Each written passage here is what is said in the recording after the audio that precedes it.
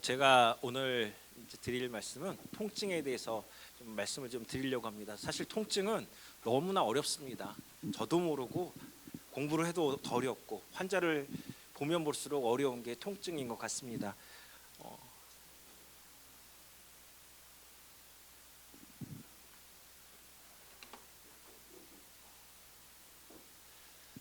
이 그림은 이 어떤 그림이죠?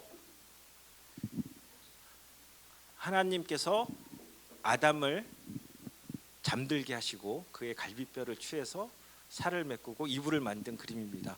그래서 저희 최초의 마취과 의사가 마취통증의학과 의사가 하나님이십니다. 그래서 저는 하나님의 후배예요. 같은 동역을 하고 있다고 저는 생각을 하고 있습니다. 사실 제가 의사가 됐을 때 저는 하나님한테 하나님 저는 환자들에게 복음을 전하는 의사가 되고 싶습니다라고 그렇게 기도를 드렸어요. 그런데 제가 어쩌다 보니까 마취통증의학과 의사를 했어요. 제가 보는 환자들은 어떤 환자들일까요? 다 잠을 자는 환자들입니다. 그래서 말을 하려고 해도 말을 붙일 수가 없어요. 그런데 마치 저도 잘 모르고 마취통증의학과를 시작을 했는데 마취통증의학과는 마취만 하는 것이 아니라 통증의학을 양날개로 갖고 있었습니다.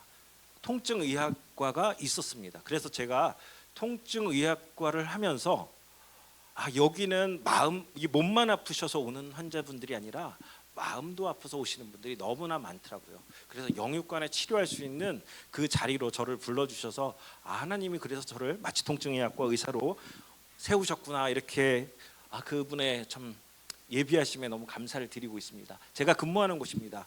원장님이 어디 가면 꼭 소개를 하라고 그래서 저는 국민건강보험공단 일산병원에서 근무를 하고 있습니다. 국민건강보험공단 일산병원은 여러분들이 주인이십니다.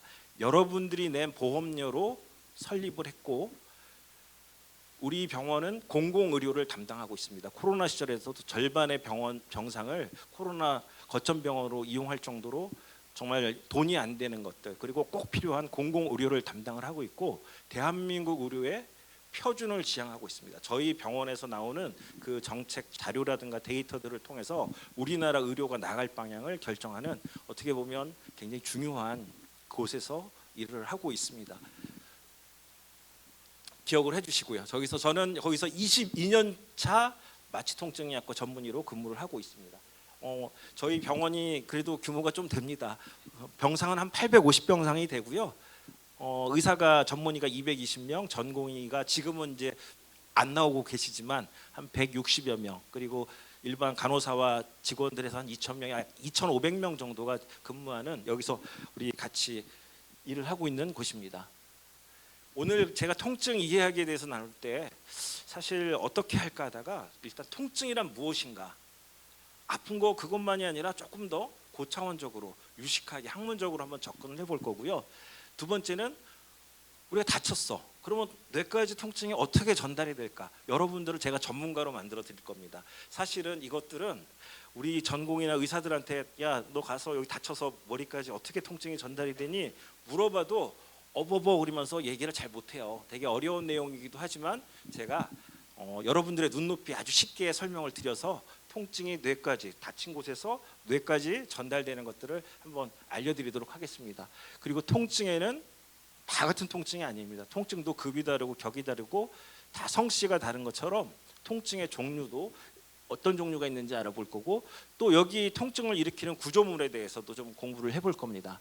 그리고 아까 제가 처음에 영적으로 상처받으신 분들, 마음이 어려우신 분들과 있다고 하는데 그러면 마음과 통증은 어떤 관계가 있을까? 의사들이 맨날 스트레스 받지 마라고 하는데 그게 과연 정말 통증과 무슨 관계가 있을까? 같이 한번 알아보는 시간을 가질 거고요. 통증의 치료와 관리, 그러면 어떻게 통증을 우리가 치료하고 관리를 해야 될 것인가? 그리고 지금 여러분들 다 젊으시지만 저희 또래밖에 안 돼 보이시지만 하여튼간에 노년을 대비해서 노년에서 통증을 어떻게 볼 것인가 이렇게 한번 주제를 가지고 나눠보았습니다. 자, 그럼 통증이란 무엇일까요? 우리 김정호 집사님 우리 공동체에서 오셨는데 통증을 어떻게 생각하세요? 통증이란 정의를 해보시면 아니면 그냥 느낀 대로 그냥 한번 얘기를 해보세요. 저는 교회에서 22년 차 주차 사역을 섬기고 있는데 주일마다 통증을 느낍니다. 예. 제가 통증을 드리기도 하고 받기도 하고. 예. 지난주도 저 장애우 가정과 이렇게 조금 다툼이 있었는데 교회만 오면 이렇게 통증을 느끼게 되는데 내가 그 답이 좀 궁금해서 오늘 왔습니다. 네, 사실 왜 그럴까요? 이게 참 그래서 이 통증 아프다, 뭐 이상하다, 뭐 그렇게 막 기분이 화가 난다 이런 굉장히 안 좋은 느낌이 있지만 좀 이것을 학문적으로 유식하게 ISP라는 그 학회에서 정의를 했습니다. 제가 그냥 읽어볼게요. 실제적이거나 잠재적인 조직 손상과 연관된 감각적, 감정적인 불유쾌한 경험이라고 되어 있습니다. 되게 어렵죠? 그럼 쉽게 제가 설명을 드릴게요. 실제적이라는 건 뭘까요? 다쳤어요. 내가 이렇게 뼈가 부러지거나 칼에 손을 벽거나 다쳤어요. 그리고 잠재적이라는 것은 불에 닿으니까 뜨거 이렇게 딱 했을 때 뜨거운 느낌, 아직 손상은 오지 않았지만 우리에게 경고를 주는 그런 손상과 연관된 감각적, 정말 아픈 거예요. 그리고 감정적이라는 것은 기분이 더러워요. 막 짜증이 나요. 이런 감정적인 주관적 경험입니다. 경험이라는 것이 여기 참 되게 애매모호하죠. 이 경험이라는 것은 개개인이 다 다르게 느낍니다. 어떤 객관적 데이터가 없어요. 사실은 어떤 우리가 이렇게 엑스레이나 이렇게 사진을 보면서 MRI나 영상 자료를 보고 환자들에게 어느 정도 아프세요 물어보면 사람마다 다 다릅니다. 어떤 분들은 이렇게 아프지 굉장히 아파 보이는데 저는 그렇게 심하지 않습니다. 어떤 분들은 MRI 상에서 정말 괜찮아 보이는데도 나는 아파 죽을 것 같아요. 이게 개인차도 다 다르고 성별에 따라서도 다르고 또 연령에 따라서 다르고 정신적 상태에 따라서 다릅니다. 우리 김정호 집사님 월화수목은 괜찮은데 토요일 주일날 오면 왜 아플까요? 이런 감정적인 상태에 따라서 통증이 다 달라지기 때문입니다. 사실 통증 클리닉 제가 굉장히 하면서 어렵다고 얘기를 하는데 왜 어렵냐면 어떤 데이터도 객관적 데이터가 없어요. MRI도 이 사람이 통증의 원인을 정확하게 알 수가 없어요. 엑스레이를 찍어도 알 수가 없어요. 단지 우리는 이럴 것이다라고 하는 참고 사항일 뿐입니다. 이번에는 맞을 수 있어요. 이번에 팔 저리고 다리가 당겨서 찍었더니 디스크네요 했지만 다음번에 팔 자리 저리다고 디스크라고 보장을 못합니다. 이게 다 다르고 하기 때문에 굉장히 하면 할수록 어려운 것입니다. 그런데 통증을 이렇게 번잡하고 하여튼간에 불편하고 짜증나고 괴로운 통증을 하나님이 왜 주셨을까요? 이것은 사실은 하나님이 우리에게 준 선물입니다. 어떤 잠재된 위험 상황에서 피하게 하고 내가 손상을 받았을 때 막 움직이면 붙을까요? 안 붙을까요? 안 붙겠죠. 그래서 너 꼼짝하지 마. 그래야 빨리 몸이 회복이 될 거야. 하기 위해서 우리 몸에 주신 보호 장치입니다. 그런데 어떤 사람들은 행복인지 불행인지 통증을 못 느끼고 태어나는 사람들이 있습니다. 그 사람들이 어떻게 될까요?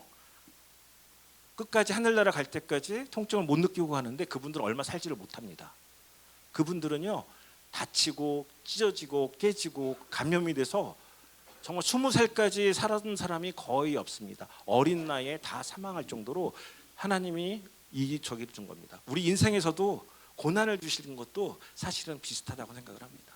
우리가 고난 없이 살았다면 정말 우리 영혼은 망가지고 회복되지 않았겠지만 그런 고난과 아픔을 통해서 우리를 분명히 하나님께서 회복시켜주고 지켜주시려고 믿습니다. 자, 그러면 이게 굉장히 중요한 내용인데 이게 되게 복잡해 보이죠? 이게 통증을 느끼는 경로입니다. 이거를 저도 봐도 사실 어려운데 제가 좀 쉽게 설명을 할게요. 우리 이 말초에 있는 우리 수용체가 있어요. 통증을 느끼는 수용체가 있는데 이것이 목적지가 어디냐면 대뇌 피질입니다. 거기에는 다 이렇게 지도 매핑이 돼 있어서 여기는 팔, 다리, 어깨 등 그래서 어깨에서 오는 것들은 위에까지 이렇게 가는데 그냥 한 번에 가는 게 아니라 이건 전기줄과 같은 건데 좀 다르게 비유를 하자면 우리가 지하철이라고 얘기를 해볼게요. 지하철에서 이제 신호가 갑니다. 근데 두 번을 갈아타요. 여기 두 번의 환승을 하는데 첫 번째 환승역은 척수예요. 우리 몸의 척수에서 한 번 갈아탑니다. 그리고 두 번째 역은 되게 중요한 역들만 제가 말씀을 드릴게요. 시상이라는 곳입니다. 이 대뇌에 있는 시상역에 도착을 하는데 이 시상은 통증 센터예요. 여기서 통증을 모아서 어깨가 아파, 다리가 아파, 등으로 아파 이렇게 배송을 해줍니다. 그런데 여기에는 그 종류에 따라서 다 다르게 배송을 하지만 올라가는 길에 이 주변에 어떤 중추가 있냐면 감각과 감정과 기억을 저장하는 중추가 있어요. 통증을 오는 시상센터가 그냥 대뇌로 바로만 가는 게 아니라 감정을 거쳐서 우리 아픈 대뇌 피질로 갑니다. 기억을 통해서 대뇌 피질로 갑니다. 나중에 말씀드리겠지만 이것 때문에 우리가 감정을 막 그때 아팠던 기분, 더러워, 걱정돼 이런 것들이 실제 자극이 없어도 그런 기분을 느끼는 경우에 통증으로 느끼는 정신과적인 통증도 생길 수가 있습니다. 자, 이렇게 몇 번 갈아탄다고요? 2번을 갈아타니까 그럼 몇 호선이 있을까요? 이 피부의 말초 수용체에서 척수까지 가는 걸 1호선, 척수에서 시상까지 가는 걸 2호선, 시상에서 대뇌까지 가는 걸 3호선이라고 얘기를 하겠으면, 자, 이 올라가는 길을 하나씩을 보면 이 말초에는 수용체가 있습니다. 근데 이 수용체가 아무나 그렇게 가는 게 아니라 스위치가 있는데 어떤 스위치는 찔려가지고 기계적인 자극에 의해서 통증이 와 이렇게 가는 수용체가 있고요. 어떤 것은 온도에서 뜨거운 것이 딱 닿으면 뜨거워 하고 스위치가 탁 켜지는 겁니다. 어떤 것은 화학 물질에 의해서 통증을 느끼게 됩니다. 그래서 여기서 스위치를 건드려지면 자극이 쫙 가서 2호선으로 갈아타고 시상역에 내려서 감정이나 기억을 거쳐서 대뇌까지 이렇게 올라갑니다. 올라가는데 일부 이 척수역이 되게 중요한 역인데 이 척수에서 어떤 일이 벌어지냐면 일부로 통증이 왔네, 일부는 근육으로 갑니다. 그래서 근육이 딱 경직하게 만들어요. 긴장을 하게 만들어요. 사실은 이것도 우리를 보호하기 위한 건데 우리가 불에 손을 딱 댔어요. 그러면 뜨겁구나, 손을 빼라 이렇게 갈 거야, 아니면 나도 모르게 딱 이렇게 손을 뺄까요? 이게 반사적으로 일어나기도 하고 그냥 아프면 근육이 긴장하고 경직이 일어나는 근육에도 영향을 미칩니다. 일부 올라가는 것은 또 통증은 2호선을 타고 올라가지만 일부 일반적인 감각은 뒷길로 해가지고 그냥 올라가서 일반 자극도 올라가는 길이 존재합니다. 자, 세 번째는요, 올라가다가 중요한 역이 중뇌역이 있습니다. 중뇌가 일부는 시상까지 올라가는 게 아니라 중뇌에 도착을 합니다. 이 중뇌의 역할은 밑으로 내려와서 여기 지금 너무 통증이 많이 올라가 하고 여기에 관문에 조여주는 역할을 합니다. 제가 하나를 빼먹었는데 이 척수뇌 중에 어떤 일이 또 하나가 있냐면 정말 중요한 역할을 하는 게 여기에 하나님은 관문을 만들어 놓으셨어요. 바리케이트를 쳐놓으셨어요. 통증에 100개가 올라가면 100개가 다 뇌까지 올라가는 게 아니에요. 100개 중에 90개는 걸러집니다. 그리고 10개만 올라가요. 올라가던 중에 여기서 10개도 너무 많아, 조금 더 관문을 쪼여라 하고 신호가 내려오는 게 바로 중뇌에서 자극을 받아서 내려오면 이번에는 더 관문을 꽉 조입니다. 그럼 한 개만 올라가. 그렇게 해서 이 하나님은 우리 몸에 만들 때 통증 억제 시스템을 만들어 놓으셨어요. 그런데 매일매일 통증이 올라가고 한 달, 두 달, 석 달이 올라가다 보면 이 억제 시스템 관문이 열려요. 위에서 내려오는 것도 억제가 돼요. 그래서 우리가 검사를 했는데 특별하게 이상이 없어. 근데 나는 아파, 너무 아파. 이런 이유가 바로 통증 억제 장치가 무너져 버렸기 때문에 그래요. 다른 비유로 말하면 산이 있는데 등산객들이 올라가요. 처음엔 길도 없고 아무것도 없었어요. 철조망도 2군데나 쳐져 있었어요. 한 명이 간신히 올라갔던 통증의 신호가 매일매일 사람들이 올라다니면 어떻게 될까요? 그 길이 이제 조그만 오솔길이 되고 철조망도 다 잘라버리고 넓은 등산로가 돼서 이제 옛날에 100명 올라가서 3명 올라갔던 길을 이제 20명, 30명, 40명이 올라가는 그 길이 완성이 되는 겁니다. 통증이 여기가 문제가 아니라 이런 길도 완성이 되는 것이죠.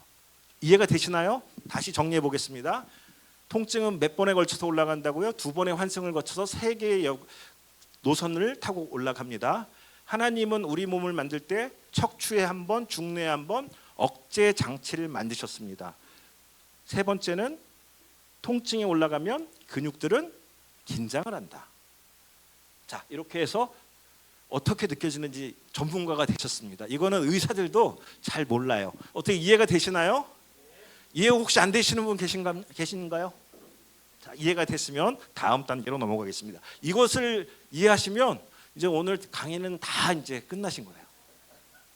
자, 그럼 통증의 발생 종류는 어떤 것이 있나? 원인에 따라서 우리가 치매 수용성 통증과 신경병성 통증 그리고 정신성 통증이 있는데, 우리 치매 수용성 통증은 아까 제가 말씀드렸듯이 스위치를 누르는 통증이에요. 수용체가 있어서 수용체의 스위치를 딱딱 건드리면 아이고 하면서 전기가 찌릿찌릿 올라가면서 오는 통증을 치매 수용성 통증이라고 합니다. 여기에는 두 종류가 있어요. 내장에도 그런 수용체, 통증을 수용하는 수용체가 스위치들이 달려 있어요. 그래서 우리가 위염이 생기고 유궤양이 생기면 어때요? 거기에 자극이 가는 거예요. 결석이 있어요? 결석에 있는 그 요관의 결석의 통증 센터를, 이 리셉터를 자극을 하니까 통증으로 느껴지는 겁니다. 근육과 인대와 뼈의 수용체들의 작용을 하니까 통증을 느껴주는 게 바로 치매 수용성 통증입니다. 그러면 신경병성 통증은 뭘까요? 신경병성 통증은요, 그 통증을 전달되는 경로가 있었죠. 여기가 문제가 아니라 이제 1번 노선에 문제가 생겨도 그렇고요, 2번 노선, 3번 노선, 그리고 억제 시스템이 무너졌을 때 이게 다 문제가, 경로에 문제가 생기면 그걸 뭐라고 얘기를 하냐면 신경병성 통증이라고 얘기를 합니다. 세 번째는 정신과적 통증이라고 되어 있는데, 정신과는 아까 제가 뭐라고 그랬어요? 그 시상에서 통증 센터 옆에는 감정과 기억이 같이 옮긴다고 그랬죠. 그래서 그런 자극이 없는데 비슷한 감정과 기억이 생기면 내가 그때 그거 같이 왔는데 통증이네 하고 걱정을 하면서 통증으로 느껴지는 겁니다. 또 하나는 나중에 이제 보시면 알겠지만 막 교감신경이 흥분하고 활성된 사람들이 있어요. 너무 예민해가지고 그런 분들이 통증을 더 악화시키는 경우들이 존재하는 것을 우리가 정신성 통증이라고 얘기를 합니다. 자, 우리 이제 통증을 일으키는 구조물에 대해서 하나씩 봅시다. 저는 근육을 되게 중요시하게 생각하는 사람이에요. 모든 구조와 해결 끝에는 항상 근육이 갑니다. 왜 그럴까요? 아까 통증이 생기면 근육이 어떻게 된다고 그랬죠? 긴장하고 경직이 일어납니다.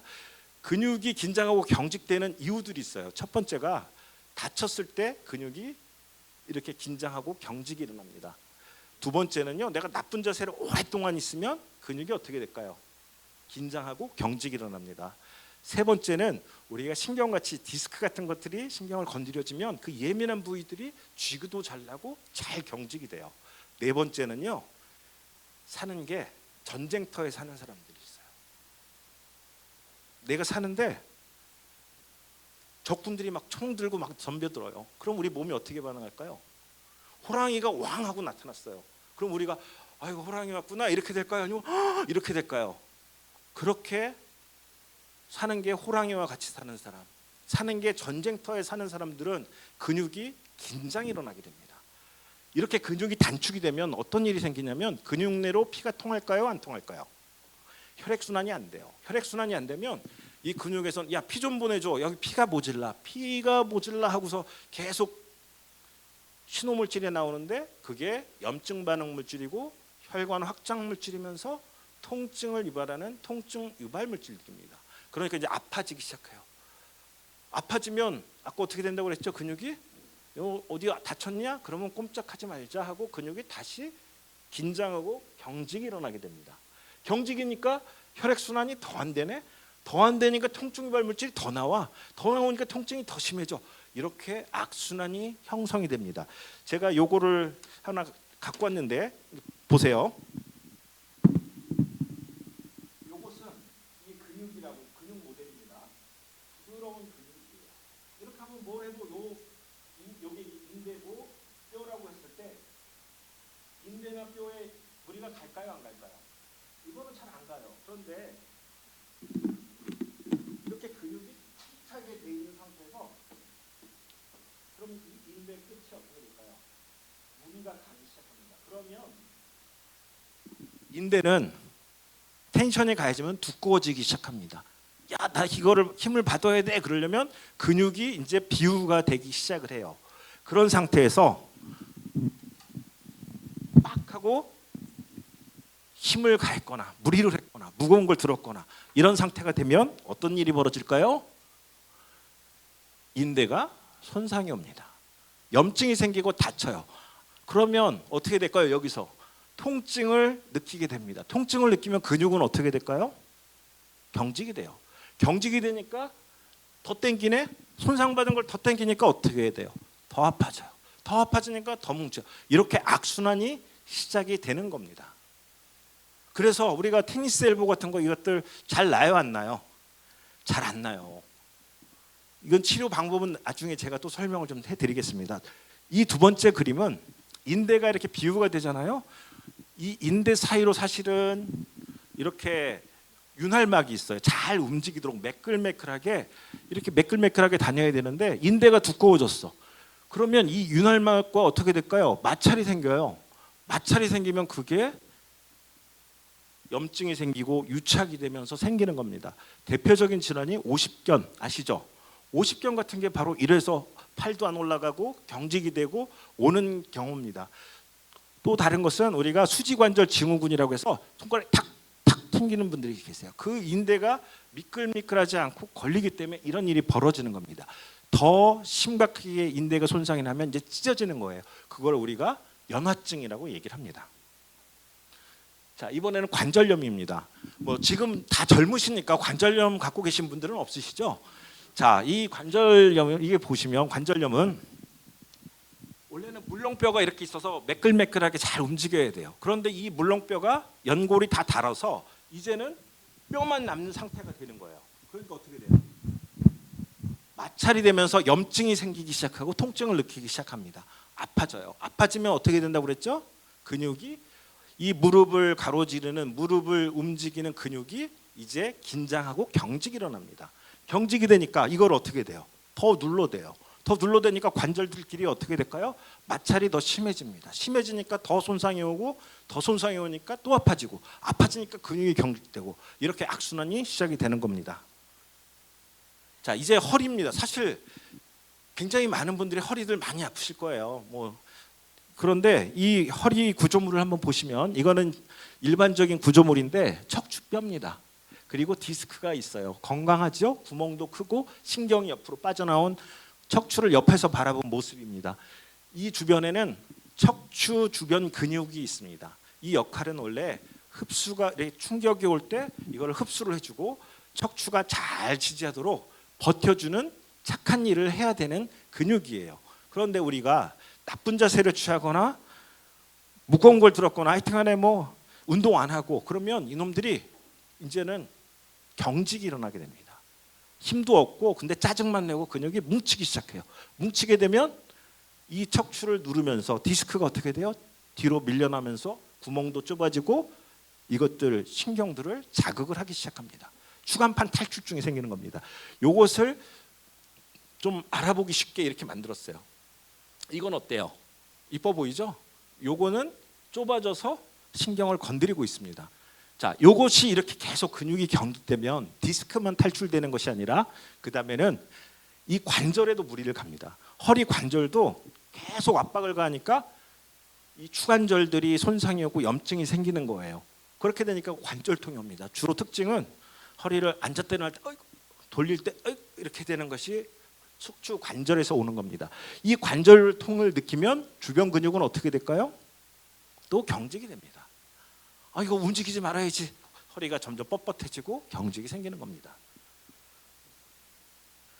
자, 이게 경직된 디스크가 신경을 자극을 하면 이제 이것들은 다리가 저리고 땡기는 우리가 전형적인 그 추간판 탈출증을 보이는데 이것만 문제가 되는 게 아니라 이 근육도 어떻게 된다고요? 또 긴장하고 경직이 되는 거예요. 긴장하고 경직되니까 이것이 어떻게 돼요?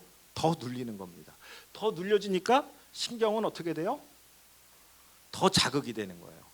이 신경은 대개 그 두부나 치즈 같이 굉장히 연약한 건데 이 딱딱한 연골 같은 디스크들이 신경을 딱딱 때리면 땡기고 저리고 아파요.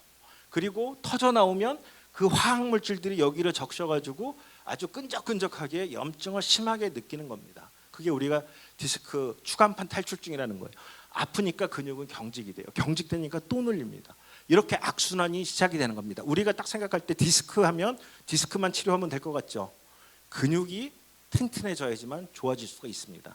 자, 요것은 이 척추뼈가 분리가 돼서 전방으로 전이가 된 겁니다. 이것도 사실은 우리가 근육이 튼튼하면 비록 분리가 됐어도 이렇게 많이 밀리지가 않아요. 그런데 근육이 없고 경직이 되니까 어긋나 버리는 거예요. 이게 척추 전방 전이증이라는 것이고, 자, 이거는 허리가 어떻게 됐어요? 휘어 있죠. 척추 측만증이라는 겁니다. 한쪽 근육이 과도하게 양쪽이 다 그렇게 경직된 게 아니라 한쪽만 줄다리기를 하는 거예요. 당기는 거예요. 그러니까 기둥이 어떻게 돼요? 옆으로 넘어가는 겁니다. 측만증도 근육의 단축에 의해서 생기는 것입니다. 자, 이것이 이제 저희가 본 우리가 근육과 뼈와 신경에 의해서 생기는 통증이라면, 이번에는 신경에서 오는 통증을 제가 잠깐 설명을 드리겠습니다. 여러분 대상포진들 아시죠? 혹시 여기 대상포진 알아보신 분 계신가요? 어떠셨어요? 아마 태어나서 이렇게 아프신 건 처음 봤을 겁니다. 이게 왜 생기는지 잠깐 제가 얘기를 하고 지나가겠습니다. 아까 1번 노선이 있죠. 1번. 거기에 신경절이라는 곳이 있습니다. 이 세포들이 모여 사는 곳에 우리가 어렸을 때 수두를 앓고 나면 그 바이러스들, 수두 바이러스들이 없어지지 않고 우리 면역 세포를 피해서 도망을 갑니다. 그냥 있으면 우리 면역 세포들은 추적해가지고 이것들을 제거를 해버리기 때문에 그 면역 세포가 못 쫓아오는 신경 속으로 숨어 들어가요. 그리고 수십 년간을 숨어 살다가 우리가 과로를 했거나 스트레스를 받았거나 몸에 감기 몸살을 심하게 앓았거나 당뇨라든가 암 같은 게 있어서 면역 기능이 딱 떨어지는 순간 면역 세포가 줄어들면 그 바이러스들이 야, 드디어 우리 세상에 왔다. 자, 나가자 하면서 활동을 하기 시작하는데, 어떻게 활동하냐면 자기가 숨어있던 그 1번 신경 노선을 다 때려 부시는 겁니다. 전깃줄 같은 건데, 신경은 전깃줄이에요. 그 껍질을 다 벗겨버리는 거예요. 벗겨버리면 어떻게 돼요? 전깃줄이 스파크가 튀고 누전이 되고 합선이 되고 난리가 나는 겁니다. 그래서 도착한 곳이 피부 증상이에요. 피부 증상은 실제 아픈 게 아니라 그림자입니다. 실제는 이런 게 어디에 났다고요? 신경에서 난 겁니다. 그래서 이 치료는 초기 치료가 되게 중요합니다. 첫 번째, 3일 이내에 항바이러스를 복용하셔야 돼요. 그래서 바이러스가 더 난동 피우는 것을 억제를 하고, 두 번째는 통증을 가라앉혀야 됩니다. 왜 그러냐면 아까 우리 배웠죠? 통증 억제 시스템이 있는데 통증이 계속 올라가면 어떻게 돼요? 그것이 붕괴가 돼버립니다. 길이 뚫려버리는 거예요. 그래서 죽을 때까지 고통을 받는 만성신경통으로 가는 겁니다. 그래서 우리는 초기에 그것을 통증을 무순서를 써서라도 잡아야 되는 것입니다. 자, 두 번째는 당뇨병성 신경병증입니다. 우리가 당뇨를 앓고 나면 그 혈당이 올라가거든요. 혈당은 모세혈관들에다가 이렇게 혈액순환이 안 되게 돼요. 그러면 영양분을 공급받지 못한 말초 신경이 손상이 옵니다. 신경이 원래는 이렇게 잘 마일린 그 수초라는 것이 있어서 잘 감싸져 있는데 그 수초가 다 벗겨지는 거예요. 말초 신경들이 껍질이 벗겨지니까 이것의 특징은 그냥 스파크가 튀는 거예요. 탁탁탁탁 튀고 화끈거리고 바늘로 찌르는 것 같고 감각도 떨어져요. 우리가 디스크 같은 것들은 신경 따라서 이렇게 분포가 되는데 이것들은 양말 신은 것처럼 옵니다. 끝이 손상이 오는 거예요. 말초가 오고 특히 밤에 심해집니다. 이렇게 신경 손상이 오는 것은 회복이 될까요? 안 될까요? 잘 안 됩니다. 이게 그래서 참 당뇨병도 무서운 합병증 중에 하나입니다.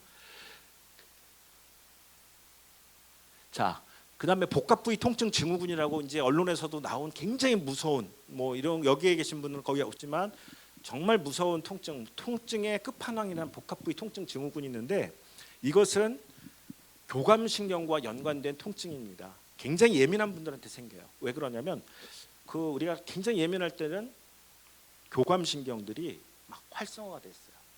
가슴이 막 두근두근하고 혈압 올리고 어떤 위기 상황에서 그렇게 작용하는 것이 교감신경인데 이것들이 통증을 유발하는 신경이 아닌데 우리가 어디 가서 딱 부닥치고 나면 거기에 통증 신호들이 올라갈 때 거기에 그 신경들에 가서 달라붙어요. 교감신경이.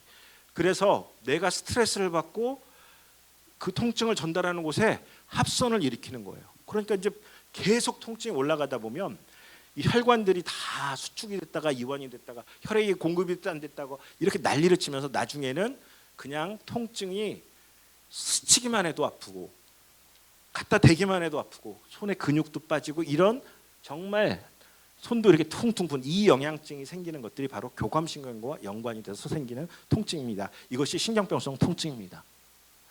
자, 그 다음에 아까 얘기했듯이 지금 계속 나오는 게 마음과 스트레스 불안감이 있는데 이게 통증과 무슨 상관이에요? 라고 얘기를 합니다. 아까 얘기했듯이 긴장을 받으면 어떻게 될까요? 근육은 어떻게 된다고 그랬죠? 긴장을 합니다. 그리고 두 번째는 교감신경이 어떻게 돼요? 활성화가 돼요. 교감신경은 혈관을 수축시키는 역할을 하는 거예요. 혈관을 수축시키니까 혈액순환이 될까요? 안 될까요? 안 돼요. 그러면 통증 유발 물질이 나오고 그러니까 통증이 더 심해지게 됩니다. 이 예민하신 분들 수면 이렇게 막 불안감, 우울감이 있으신 분들은 잠을 잘 못 잡니다. 깊은 잠을 못 자요. 근데 수면은 하나님께서 사랑하는 자에게는 잠을 주셨다고 잠언 말씀이 있지만 이 잠이 정말 중요합니다. 왜 그러냐면 자는 동안에 우리의 신체, 손상받은 신체가 회복이 일어나고 통증도 쉬입니다. 거기에 그 억제 시스템이 다시 가동을 하는 게 잠을 잘 때 이런 일이 벌어집니다. 그런데 잠을 못 자면 신체 회복이 있나요? 없습니다. 통증 회복이 있을까요? 없습니다. 그렇기 때문에 점점 이 심해지게 되고 자율신경도 이미 다 고갈이 돼서 쓸 수가 없어요. 그래서 자율신경 힘도 없고 정말 써야 돼. 우리가 어떤 교감신경이라는 건 위기 상황에 나를 지켜주기 위한 신호 물질이고 그걸 써야 되는데 평소에 다 써버리니까 정말 위기 상황에는 쓸 수가 없는 상태가 되는 거예요. 그리고 지속적으로 통증이 유발이 되기 때문에 어떻게 된다고요? 통증 억제 시스템이 다 무너지면서 만성 통증으로 갑니다. 그러면 아파지잖아요. 짜증이 나고 야 이거 큰 병 아니야? 불안감이 생기고요. 우울감이 옵니다. 우울감이 오고 불안감이 오니까 통증은 어떻게 돼요? 더 심해지는 겁니다. 이 악순환이 시작이 되는 거예요. 그래서 마음을 지키는 게 굉장히 중요합니다. 자, 그래서 이런 대표적인 질환이 근근막 통증 증후군 그리고 섬유 근육통 들어보셨나요? 근근막 통증 증후군 아까 얘기했듯이 근육들이 다 긴장이 되다 보면 이 경직된 곳이 섬유화, 인대화, 통증 유발점처럼 이제 혈액 순환이 안 돼서 딱딱하게 굳는 거예요. 그래서 검사를 해도 이상이 없어. 근데 나는 팔도 아프고 저리고 이 특징은 그냥 거기만 아픈 게 아니라 연관통이라는 게 생깁니다.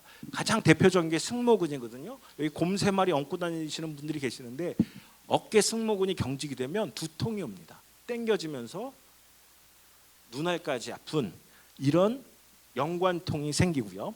이거는 극하근이라는 근육인데 어깨 통증이 결정이 되면 팔까지 저린 느낌이 옵니다. 그래서 사람들이 팔 저려요 그러면 목 디스크네요 하고 오진을 하는 경우도 많이 있습니다. 그래서 팔저림 있을 때 목 디스크일 수도 있지만 이런 근근막 통증 증후군과 연관돼서 올 수 있습니다. 둔부근에 이렇게 딱딱하게 통증 유발점이 생긴 경우 아까 타우띠가 생긴 경우에는 다리까지 내려와서 디스크와 유사한 증상이 나타날 수가 있습니다. 자, 그다음에 섬유 근육통입니다. 근근막 통증 증후군은 우리가 한 군데 생긴 것이라고 한다면 섬유 근육통은 전신으로 오는 질환이에요. 특히 여성분에 많습니다. 우리가 40대에서 60대 여성분에게 호발하게 되어 있고 유병률은요 굉장히 흔합니다. 100명 중에 2명이에요. 남자와 여자의 비는 9대1로 여자가 9배가 많은 것으로 되어 있습니다. 왜 여자가 많을까? 저도 잘 모르는데 여자들이 사는 게 힘드신 것 같아요. 그 40대, 60대는 호르몬의 변화도 생기고 가정에서도 역할이 변화가 됩니다. 여자로서 이제 엄마로 넘어가고 또 사는 것이 만만치가 않아요. 그리고 잠을 잘 주무시나요? 잘 못 자요. 수면도 못 자고 이런 것들이 스트레스와 연관돼서 오는 것입니다. 온몸으로 통증이 오게 돼요. 특징은요. 두통도 흔하고요. 아침에 일어날 때 온몸이 두들겨 맞은 것 같아요. 아이고 아이고 아이고 아이고. 그래서 간신히 움직이기도 하고 마디마디 안 아픈 데가 없어요. 어깨, 등, 골반, 무릎. 나는 조금만 뭘 하면 손목도 잘 다치고 염좌가 생기고 이런 것들이 바로 섬유 근육통입니다. 정서적 원인이 90% 이상이고요. 유전적 영향도 있다고 얘기를 합니다. 굉장히 흔한 병이고 놓치면 만성으로 잘 치료가 안 되는 상태가 됩니다. 그러면 우리가 통증을 지금까지 이제 우리 통증에 대해서 이제 같이 공부를 했습니다. 병에 대해서. 그럼 치료를 어떻게 할 것인가? 그래서 보통 병원에 가면 아프다고 그러면 어떻게 치료하나요? 약을 줄 겁니다. 먹는 약물 치료를 하고 요즘에는 통증 클리닉이 많이 유행해서 많이들 통증 클리닉에 가서 신경 차단술이라든가 주사 치료를 병행합니다. 그다음에 자세라든가 생활 습관을 바꾸셔야 돼요. 네 번째는 그러면 우리가 어떤 운동을 해야 되는가? 좋은 운동이 있고 나쁜 운동이 있을까? 모든 운동이 다 좋을까? 그래서 운동에 대해서 공부를 할 거고요. 다섯 번째 스트레스, 근육 및 스트레칭 강화에 대해서 같이 알아보도록 하겠습니다. 약물 치료는 주로 소염 진통제를 가장 많이 사용합니다. 소염 진통제는 어떤 역할을 하냐면 염증 반응 물질이 생긴다고 그랬죠. 그 염증 반응 물질을 없애주고 통증 유발 물질을 없애주는 것이 차단을 시켜주는 게 소염 진통제입니다. 그리고 마약성 진통제를 사용합니다. 이 마약성 진통제는 어머 이거 너무 중독되는 거 아니야? 그렇게 생각을 하시는데 아프면 먹습니다. 중독은 안 아픈 사람들이 먹을 때 중독이 생깁니다. 그런데 신체 의존성은 생길 수가 있습니다. 의존성과 중독은 다릅니다. 중독은 내가 막 그걸 먹고 싶은 거야. 아프지도 않은데 이걸 먹으면 기분이 좀 편안해지고 좋아. 그걸 찾는 거는 우리가 심리적 의존성이라고 해서 중독이고 그냥 아픈 것이 이걸 안 먹으면 더 아파져. 그것이 이제 신체적 의존성이라고 하는 것이 생길 수가 있습니다. 주로 어디에 작용을 하는 약이냐면 아까 중내라고 있었죠. 중내. 2호선에서 중내로 갈아타서 억제 시스템을 강화시켜주는 거기 중내에는 우리가 엔돌핀이라는 게 나와요. 거기서 신경 호르몬 그거와 유사하게 작용을 해서 억제를 강화시켜주는 역할을 합니다. 그래서 마약성 진통제가 있고요. 세 번째는 근육 이완제가 있습니다. 뭉친 것들을 풀어주고 하는 근육 이완제를 사용하고요. 항경련제라고 해서 혹시 여기 리리카라든가 뉴론틴 같은 거 한번 복용해 보신 분 계신가요? 그 리리카 약이 어떤 역할을 하냐면 그 입구, 척수역 입구에서 통증 전달을 억제를 강화시켜주는 역할을 하는 게 그 리리카라든가 이런 항경련제 역할입니다. 이제 아시겠죠? 자, 그리고 항우울제, 항불안제는 아까 마음이 어려울 때 어떻게 해야 된다고 했어요? 내려놓으라고 얘기를 하고 있습니다. 외부에서 오는 자극에 대해서 이렇게 호랑이가 나타났어 이렇게 반응할 게 아니라 고양이구나. 알았어. 나는 좀 쉽게 하고 축 늘어지게 만들어지는 역할을 해서 우리가 교감신경이나 이것들을 억제를 해주기도 하고 이 약 자체가 또 중내에도 작용합니다. 거기에는 세로토닌이라는 리셉터 그 수용체가 있어서 여기에 작용을 해서 억제를 강화시켜주는 그런 두 가지 효과를 보는 것이 항우울제, 항불안제입니다. 자, 그래서 이제 신경 차단술을 보면 뭐 많이들 가셨을 수 있고 요즘에 통증 클리닉이 워낙 많고 제가 하는 일들이 바로 이런 신경 주사를 놓는 겁니다. 원리는 신경들이 눌려서 붓고 염증이 생긴 곳에 우리가 국소마취제, 통증을 억제하는 국소마취제와 스테로이드 같은 걸 줘서 붓고 염증이 생긴 신경들의 염증을 가라앉히는 치료를 하는 겁니다. 그래서 그 악순환의 고리를 끊어주는 역할을 하는 게 바로 우리가 신경 차단술입니다. 여기 보시면 주사바늘이 신경으로 들어가 있죠. 이렇게 치료하는 거고요.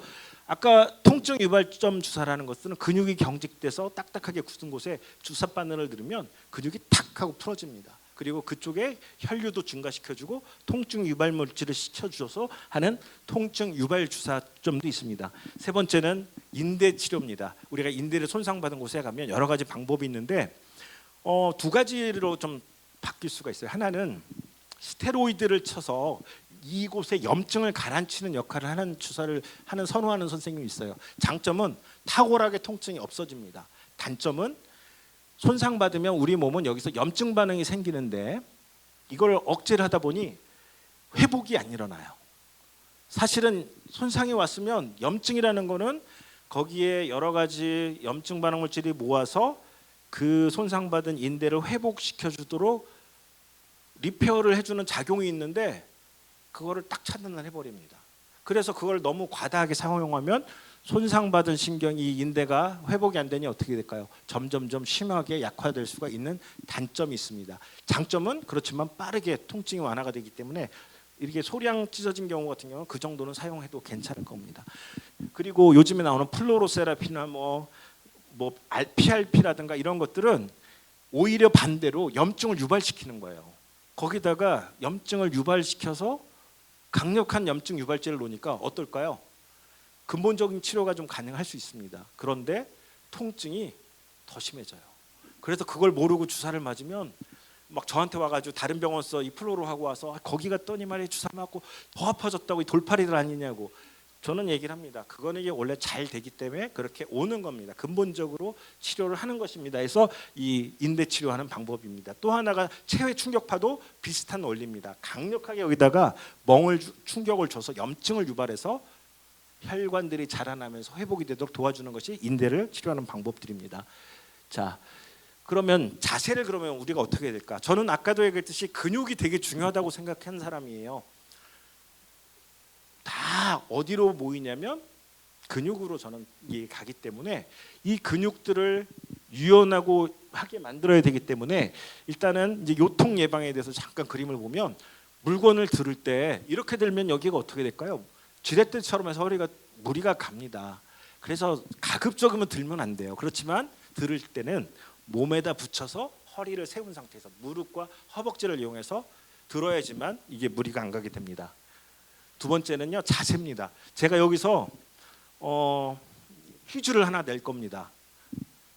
이 자세는 보면은 휘어져 있으니까 어떻게 될까요? 이 디스크 한쪽이 눌리면서 뒤로 찢어지면서 튀어나와서 그리고 이 허리에도 긴장을 유발하는 자세입니다. 이 자세는 올바른 자세일까요? 아닐까요?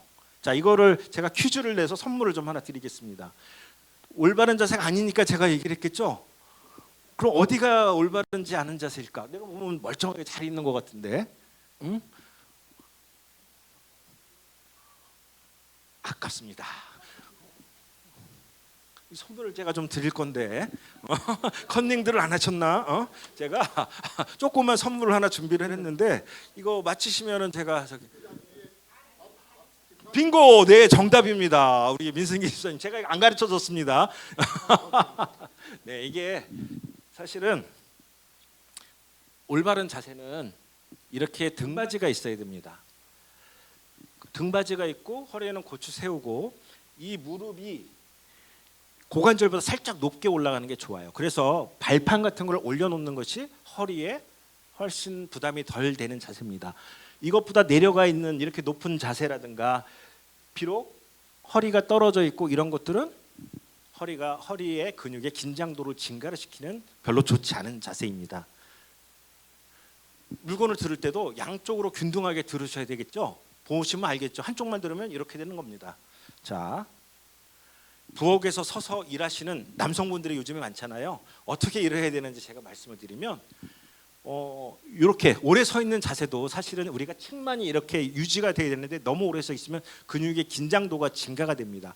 그래서 발을 한쪽 다리에 오래 서 계실 때는 이런 발판 같은 걸 올려놓고 계시거나 일을 하실 때도 발판을 올려놓고 계시는 것이 허리의 근육의 긴장도를 감소시켜주는 역할을 합니다. 허리를 숙여서 하는 것들은 안 좋습니다. 자, 세수를 할 때도 가급적이면 우리 단체 신채호 선생님이 옛날에 세수할 때 이렇게 했다는데 아마 제가 생각에는 굉장히 허리 건강을 신경 쓰신 분 같아요. 이렇게 서서 수건 같은 걸 하고 샤워를 할 때 머리를 감을 때도 서서 하는 방향으로 해야 되고 이렇게 허리를 구부리는 자세는 좋을까요? 안 좋을까요? 안 좋습니다. 이래서 항상 서서 하는 샤워를 하도록 하고요. 청소할 때도 허리를 고추 세우고 일을 하셔야 되고 허리를 숙여서 하는 것들은 피하는 것이 좋습니다. 운전할 때입니다. 많은 분들이 운전을 장시간을 해야 되는데 허리 의자의 각도는 약 여기가 100도 정도로 세우시고요. 그래서 90도에서 100도로 세우시고 등이 바짝 붙어야 되고 허리에 등받이 같은 거 이렇게 수건 같은 거를 껴 놓으시는 것이 허리에 좋고 이 무릎과 이 허벅지와 무릎 각도는 약 120도, 130도가 허리에 무리가 안 가는 자세입니다. 손은 약 45도 정도로 해서 이렇게 운전을 하셔야 되고 뒤에 떨어져 있거나 이게 제 자세입니다. 운전할 때 제가 꼭 이렇게 하는데 이런 자세는 굉장히 허리에 부담을 가는 자세입니다. 잠잘 때도 어떻게 자는 게 좋을까? 제일 좋은 자세는 이렇게 누워서 베개를 무릎에 끼우고 주무시는 것이 허리의 만곡을 유지하고 자는 자세입니다. 옆으로 자는 자세도 괜찮습니다. 그런데 절대 해서는 안 되는 게 엎드리는 자세예요. 이렇게 되면 만곡이 없어지고 또 등을 받쳐서 만곡이 등이 이렇게 이런 자세가 아니라 이렇게 만들어질 때 안 좋은 자세로 되어 있습니다. 수면 자세도 굉장히 중요합니다. 허리에 좋은 운동은 허리에 좋은 운동과 별로 좋지 않은 운동을 나눴을 때 좋은 운동 저는 항상 얘기를 합니다. 걷기 하세요. 걷는 것보다 돈 안 들고 간편하게 나가서 하는 게 없습니다. 근데 뭐 우리 필라테스 강사님 저기지만 뭐 이런 거 하면 어떨까요? 저런 거 하면 어떨까요? 막 그러는데 일단 쉬운 거부터 하시고 단계를 올리십시오라고 합니다. 걸으면 왜 좋냐면 우리가 다리를 한번 움직이면 허리가 같이 움직여집니다. 한번 이렇게 해보세요. 다리를 허리가 움직여지나 한번 보세요. 손 대보고 움직여지죠. 하루에 10,000번을 걸으면 허리가 몇 번 움직여질까요? 10,000번입니다. 한 달이면 몇 번일까요? 30만 번. 석 달이면 100만 번을 움직일 수 있습니다. 그러면 안 좋아질래야 안 좋아질 수가 없습니다. 이 걷는 것이 힘드신 분들이 계세요. 무릎 관절염이 많거나 또 뭐 척추관 협착증 있는 분들은 사실은 걷는 게 힘드시는데 그런 분들은 실내 자전거도 도움이 됩니다. 일반 자전거를 타면 페달을 받으면 아까 어떻게 된다고요? 다리가 움직이면 허리가 움직여집니다. 기타 수영은 허리 근육이 이완되는 건 되게 도움이 돼요. 그런데 이 근력이 키워지는 건 조금 잘 안 된다고 그럽니다. 걸어서 서서 걷거나 등산을 하게 되면 허리에 충격이 가면서 근육 회복량이 증가가 되고 근력이 증가가 되는데 수영은 그런 과정은 없어요. 단지 좋은 것은요. 근육이 경직되어 있는 것은 이완이 되는 건 확실한 효과가 있습니다. 뭐 가벼운 에어로빅 같은 것들, 요가 같은 것은 허리에 좋은 운동이고요. 여기는 뭐 사실 권하고 싶지는 않아요. 뭐 태권도 하시고 합기도, 농구, 축구, 테니스 뭐 이런 것들 허리가 좋을까요? 별로 썩 좋지는 않습니다. 그런데 위험도는 낮다고 하는 운동이고요. 배드민턴 치고 허리 아파서 많이들 오십니다. 저한테. 그리고 골프. 이게 참 어렵죠? 안 좋습니다. 허리를 한쪽으로 꼬아서 틀어주다 보면 허리에 반드시 무리가 가는 겁니다. 그래서 이런 것들이 역도, 특히 웨이트를 과연 해야 되느냐, 아프고 싶으면 하십시오라고 저는 얘기를 합니다. 사실은 꾸준하게 약한 정도의 강도로 하게 되면 큰 문제는 없지만 욱하는 마음으로 무거운 걸 들면 허리 근육들이 어떻게 될까요? 경직이 되면서 옵니다. 그래서 저는 그 요통온 환자분이 이제 치료하고 이제 좋아져서 가실 때 꼭 환자분들에게 해드리는 말씀이 있습니다. 뭐냐면 저를 보고 싶으면 땅바닥에 앉으세요. 5분만 앉아 계시면 바로 저 보러 오실 겁니다. 저를 보고 싶으시면 무거운 거를 드세요. 저를 보고 싶으면 운동하지 마세요. 그러면 곧 올 겁니다라고 얘기를 합니다. 그리고 저를 보고 싶으면 스트레스 많이 받으세요. 이렇게 딱 얘기하고 보내드립니다. 그래서 우리가 치료와 관리에 대해서 얘기를 했고요. 그 다음에 되게 미녀님이신데 최다빈 강사님 저기 뒤에 계신데 운동은 제 소관이 아니라서 이따가 하는 것들은 우리 강사님이 우리 오셔서 이따가 같이 지도를 해드릴 겁니다. 우리는 이렇게 입체적으로 하는 원더풀 라이프 강의입니다. 실습까지 같이 있어요. 그래서 노년의 특징에 대해서 한번 얘기를 해보겠습니다. 여기는 뭐 다 젊으셔서 해당이 별로 없으실 것 같긴 한데 고령에서 통증은 흔해요. 굉장히 누구나 다 아픕니다. 저도 아파요. 그리고 가장 흔한 원인은 근골격계 통증이에요. 그런데 노인들은 통증을 잘 얘기를 안 해요. 자식들한테도 얘기를 안 하고 어디 와서 아프다고 잘 안 해요. 그 이유가 나이가 들면 통증에 대한 민감도가 좀 떨어집니다. 덜 아파요. 같은 디스크가 이렇게 튀어나왔어도 젊은 사람에 비하면 확실히 그렇게 많이 아파하지는 않으시더라고요. 그리고 참으려는 태도도 많아져요. 아이 그래 뭐 아픈 거지 하고 그런 인고의 시간을 잘 버티셔서 그런지 참으려는 태도가 강하고 어차피 이거는 노화야. 그냥 어차피 아픈 거야라고 그런 태도를 갖는 분들이 많습니다. 자, 그런데 이 통증이 우리 노인들에게 어떤 영향을 끼칠까? 첫 번째가요. 아프니까 운동을 할 수 있을까요? 못할까요? 못합니다. 못하면 근육량은 급격하게 떨어집니다. 그리고 유연성도 떨어지고 그러다 보면 나중에는 근육이 약해지고 경직도 쉽게 되고 넘어지기도 하고 낙상으로 여러 가지 골절 같은 위험도 생기고요. 이러면서 이제 자식들한테 타인들에게 의존을 하게 됩니다. 그러면서 아프니까 잠을 잘 자요, 못 자요? 잘 못 자요. 아파서 잠을 못 자요. 그러면 신체 회복과 통증 회복 능력도 떨어지게 됩니다. 아프면 밥맛이 없어져요. 그래서 식욕도 떨어지고요. 우울감, 고립감 같은 것도 이제 생기기 시작합니다. 옛날에는 안 아팠고 옛날에는 나 왕년에 잘 나갔고 안 아팠는데 왜 이렇게 아플까? 이제 슬퍼지기 시작하고 슬퍼지면 통증은 더 아파지게 되는 겁니다. 그렇다고 그러면은 이 안 아프게 하려고 약을 장기적으로 먹어야 되느냐? 계속 병원 가면 약만 먹고 버텨야 될까? 사실 노인에서 이 약물 투여에 대해서는 참 이게 저도 쓰는 입장에서 어렵습니다. 왜냐하면 그 소염 진통제 같은 것들을 이걸 장기적으로 복용을 하면 첫 번째가 우리가 신장이나 간 기능에 저하가 생깁니다. 두 번째는 위 장관의 그 보호벽을 다 깎아내요. 그래서 그 소화장애도 생길 수가 있고요. 세 번째는 이걸 너무 장기적 복용하면 심혈관도 문제가 생겨서 심근경색 같은 것들을 유발하는 경우도 있습니다. 마약성 진통제 같은 경우는요. 아까 얘기했듯이 이제 의존성도 생기지만 더 문제는 뭐냐면 막 어지럽고 낙상이 되거나 또 하나는 약간 치매도 진행이 될 수 있는 소지가 있는 것이 마약성 진통제입니다. 그래서 이런 약물들을 장기적으로 쓰라는 게 아니에요. 저는 약물 치료도 그렇고 신경 치료도 그렇고 덜 아프게 해서 그 기간을 이용해서 여러분들이 운동하고 그래서 근력을 키우고 생활 습관을 바꾸고 교정을 통해서 회복할 수 있는 그 시간을 벌어주는 게 저는 통증 치료의 목표라고 생각합니다.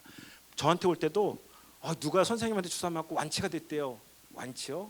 완치란 없습니다. 완치라는 게 뭘까요? 디스크 나온 게 다 없어지고 내 허리에 관절염 생긴 것이 20대의 허리가 되는 것이 완치라고 한다면 그것이 가능할까요? 그런데 유일하게 우리가 좋아질 수 있는 구조물은 근육입니다. 근육은 연세에 상관없이 우리의 노력에 의해서 부드럽고 튼튼하게 해질 수가 있습니다. 그래서 저는 근력 강화나 생활습관 교정을 통해서 회복시킬 수 있는 걸 반드시 명심하자고 얘기를 합니다. 결론을 이제 말씀드리겠습니다. 통증을 방치하면 어떤 일이 벌어진다고요? 통증 억제 시스템이 붕괴가 됩니다. 그러면 그것이 만성으로 가기 때문에 초기에 적극적으로 치료를 해야 됩니다. 두 번째는요. 지금 방금 얘기한 건데 약물이나 신경치료는 완치를 위한 것이 아닙니다. 통증을 완화시켜서 운동, 자세, 생활 습관을 교정해주기 위한 시간을 벌어주는 겁니다. 근본 치료는 누가 하는 거예요? 여러분들이 하는 겁니다. 운동과 생활 습관 개선, 편안한 마음을 갖게 되는 것. 하나님은 우리 인생을 살아가는 동안에 아픔을 주십니다.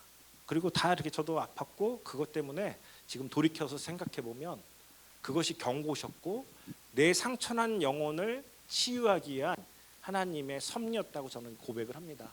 통증도 우리 몸과 마음을 지키고 치유하시기 위한 하나님의 보호 장치라는 것을 아시면 통증을 바라보는 시각을 조금 더 긍정적으로 바라볼 수 있을 것입니다.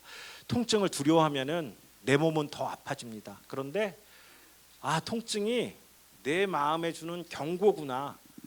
내 마음이 주는 어딘가가 너 이제 빨리 시작해. 다시 회복을 일으키자. 운동을 시작하자 하는 경고, 마음을 편안하게 하자 하는 경고라는 걸 안다면 우리가 두렵지 않고 이길 수 있을 것이라고 생각합니다.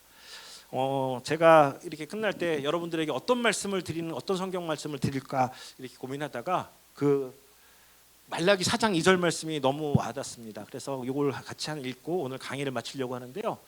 내 이름을 경외하는 너희에게는 공의로운 해가 떠올라서 치료하는 광선을 비추리니 너희가 나가서 외양간에서 나온 송아지 같이 뛰리라. 우리가 영적으로나 육적으로나 어려운 일이 있을 때 우리가 하나님을 경외할 때 하나님께서는 우리를 치유하시고 우리가 몸은 늙었어도 어린 송아지 같이 하나님 전에서 뛰놀 것이라고 저는 믿습니다. 오늘 이상 저희 강의를 마치도록 하겠습니다. 혹시 요 강의에서 질문을 좀 한두 분 받겠습니다. 네. 네. 네. 네.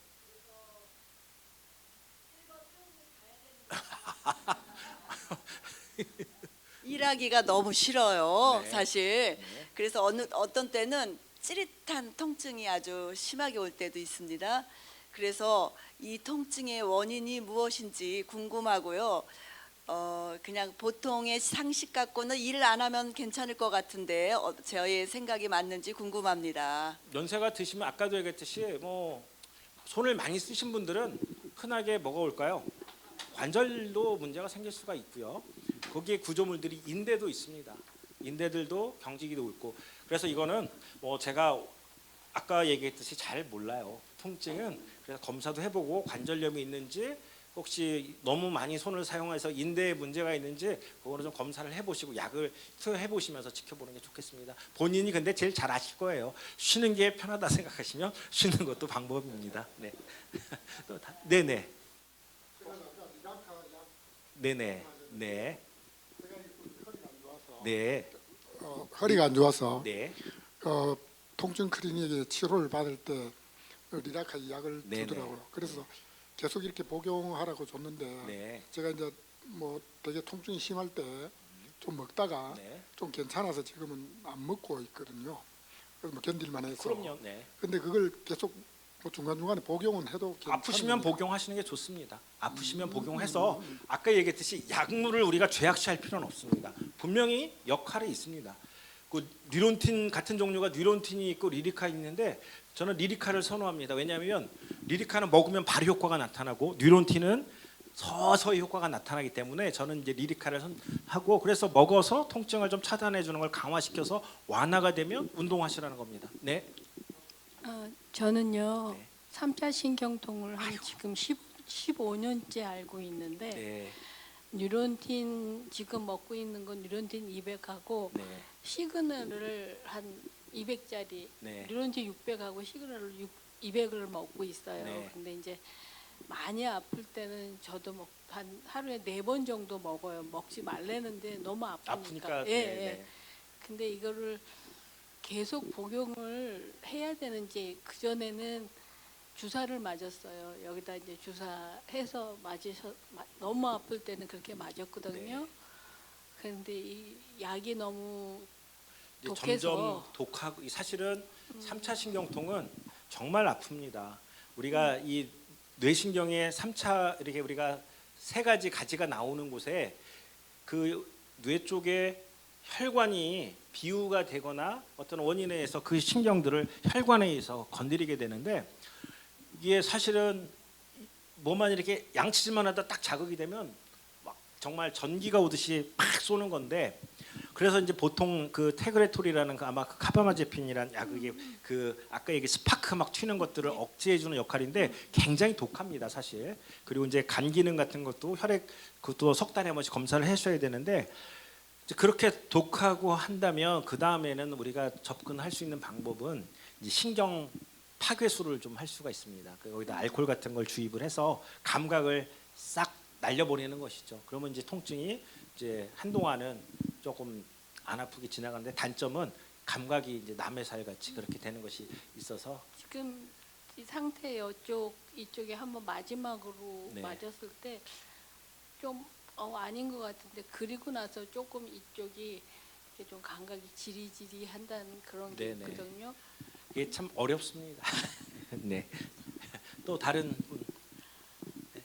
저는 이렇게 아까 선생님 말씀하신 것처럼 마음의 그 네. 병인 것 같아요. 그러니까 컨디션이 다운이 되면은 제가 제일 좋지 않은 허리에 네. 통증이 와가지고, 그러니까 무거운 것도 든 적도 없고 심한 운동한 적도 없는데 우울감이 있거나 기분이 안 좋고 집에 무슨 일이 있거나 신경 쓸 일이 있으면 바로 허리부터 오는 거예요. 그래서 허리가 아프다 그러면 남편은 거짓말이라고 꾀병 부린다고 그래요. 아니 뭐 일도 안 하고도 맨날 그러고 뭐 그랬는데 갑자기 왜 아침에 일어나가지고 허리가 아파서 정말 걷지를 못할 정도로 허리가 아픈 거예요. 그래서 아 이게 도대체 왜 이러는 거지? 사실 그래서 4월달에 제가 한 달 내내 너무 허리 때문에 움직이지를 못했었는데 엄청난 스트레스를 좀 받는 일이 있었거든요. 그게 오늘 선생님 말씀을 들으니까 아 그게 바로 나의 마음의 병이었구나. 이거를 집에 가서 설명할 수 있어서 너무 감사합니다. 네, 알겠습니다. 자, 오늘 여기서 그러면 강의를 마치도록 하겠습니다. 네, 감사합니다.